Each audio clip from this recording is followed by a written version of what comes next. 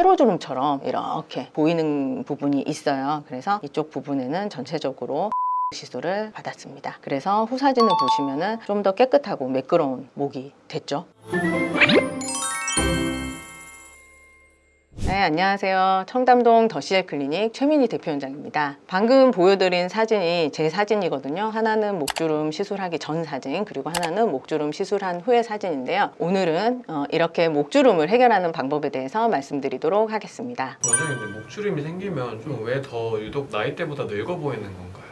목은 일단 얼굴보다 피부가 얇고 피하 지방이 거의 없는 부위이기 때문에 노화가 굉장히 빠르게 올 수가 있어요. 그리고 목에는 피지선이 거의 없기 때문에 건조해지기 쉽고, 그리고 움직임이 많은 부위라서 주름이 생기기 쉬운 부위입니다. 일단 목에 노화가 오면은 목 피부가 굉장히 얇아지면서 힘이 없고 자글자글해지게 되죠. 그리고 목에 띠 같은 가로 주름이 늘어나게 되고, 또 더 진행이 되면 세로주름, 닭벼슬 같은 세로주름이 발생을 하게 돼요. 그러면서 여기 턱 밑하고 목을 이어주는 여기 연결 부위에 세로주름 사이가 안쪽으로 움푹 패이게 되거든요. 이런 여러 가지 현상들이 발생되면서 목의 노화가 일찍 온 경우에는 자기 나이보다 훨씬 더 나이 들어 보일 수가 있습니다. 목은 얼굴보다 사실 피부가 얇아요. 피부가 얇다는 거는 콜라겐 함량도 이제 훨씬 더 얼굴보다 적고, 그리고 피하지방층도 얇다는 얘기거든요. 근데 이제 노화가 진행이 되면 원래 피부 속에 있던 콜라겐 양도 줄어들게 되고 피하지방도 점점 줄어들게 되면서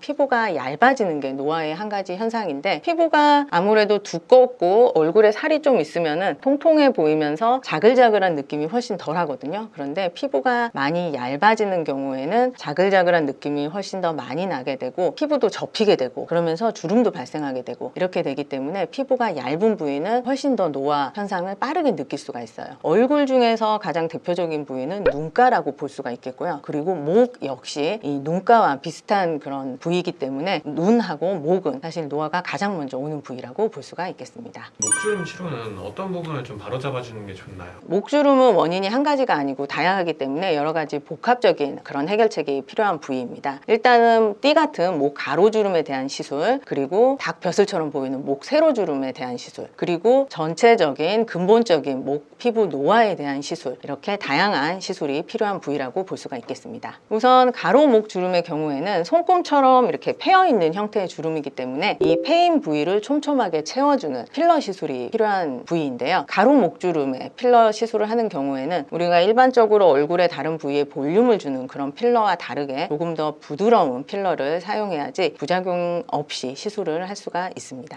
다른 곳과 다르게 피부가 굉장히 얇기 때문에 너무 단단한 필러를 하게 되면은 매끄럽지 않고 울퉁불퉁해질 수가 있어요. 그래서 부드러운 필러를 사용해서 주름을 따라서 굉장히 촘촘하게 균일하게 시술을 해야 울퉁불퉁하지 않고 매끄럽게 목 주름을 개선할 수가 있습니다.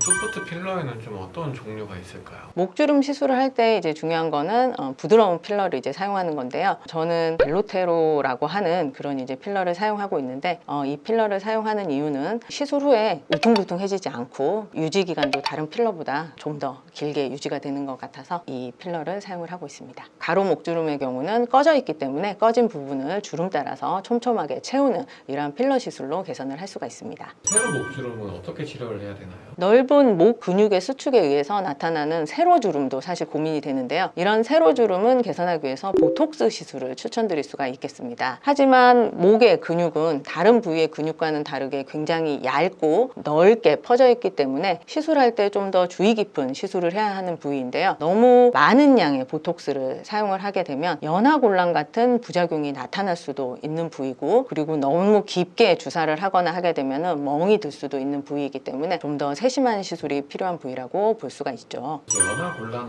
뭔가요? 연화곤란 같은 부작용은 너무 깊게 주사를 하거나 아니면 너무 과다한 용량을 주사를 했을 때 발생하는 부작용인데, 사실 여기 목이기 때문에 이렇게 우리가 음식을 삼키거나 할 때, 이렇게 꿀꺽 할 때 작용하는 근육들이 있어요. 하지만 너무 많은 양의 보톡스를 너무 깊게 주사를 하게 되면 이렇게 삼키는 데 작용을 하는 근육에 영향을 줄 수가 있어요. 음식물을 삼키는 게 조금 힘들어질 수가 있는데, 이거를 연화곤란이라고 할 수 있습니다. 가로 목주름, 세로 목주름이랑 같은 원인에 의해서 생기는 건가요? 세로 목주름은 가로 목주름이 발생하는 원인과 조금 다른데요. 세로 목주름은 일단 목 근육의 수축 때문에 발생한다고 보시면 되고, 그래서 이제 보톡스 시술이 효과가 있는 부위입니다. 목이 팽팽하고 노화가 진행되지 않았을 때에는 목 근육이 수축해도 그게 세로 목주름처럼 보여지지가 않는데, 피부가 얇아지면서 피부가 힘이 없어지고 피부가 좀 늘어지고 접히게 되고 거기에 목 근육의 수축까지 지속해서 발생이 되면 결국에는 이렇게 세로로 길게 닭벼슬 모양 같은 그런 세로 목주름이 발생하게 됩니다. 일단 제 목주름 시술 전 사진을 보시면 전체적으로 콜라겐이 줄어들고 노화가 진행되면서 목 피부가 굉장히 얇아져 있는 것을 볼 수 있거든요. 목 피부가 얇아지게 되면은 목의 근육의 인대라든지 아니면 혈관이라든지 이런 것들이 도드라져 보이게 돼요. 그래서 보시면 매끄럽지 않고 뭔가 목 구조물들이 다 나타나 보이면서 울퉁불퉁해 보이죠. 그래서 저는 일단 목 피부를 조금 두껍게 할 수 있는 콜라겐을 형성시킬 수 있는 그런 시술을 받았는데, 엘란세 시술을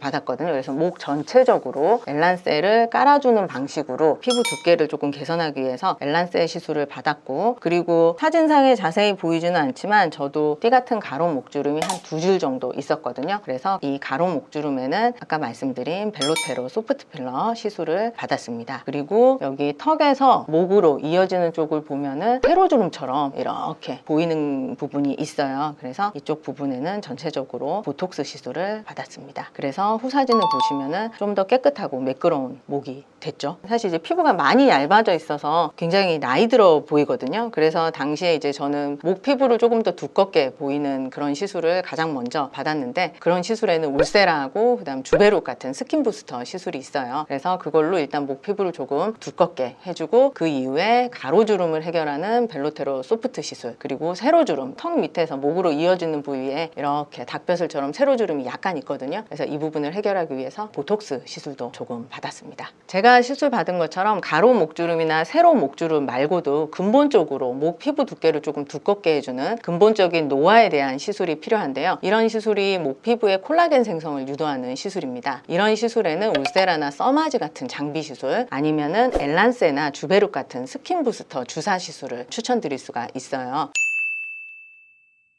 목주름은 사실 한 가지 시술만으로는 개선이 어렵고 복합적인 시술이 필요한데요. 가로주름은 채워주는 시술, 그리고 세로주름은 근육의 수축력을 떨어뜨리는 보톡스 시술, 그리고 전반적으로 전체적으로 콜라겐을 생성시켜주는 시술, 이렇게 복합적인 시술을 받으시면 목주름도 해결할 수가 있습니다. 감사합니다.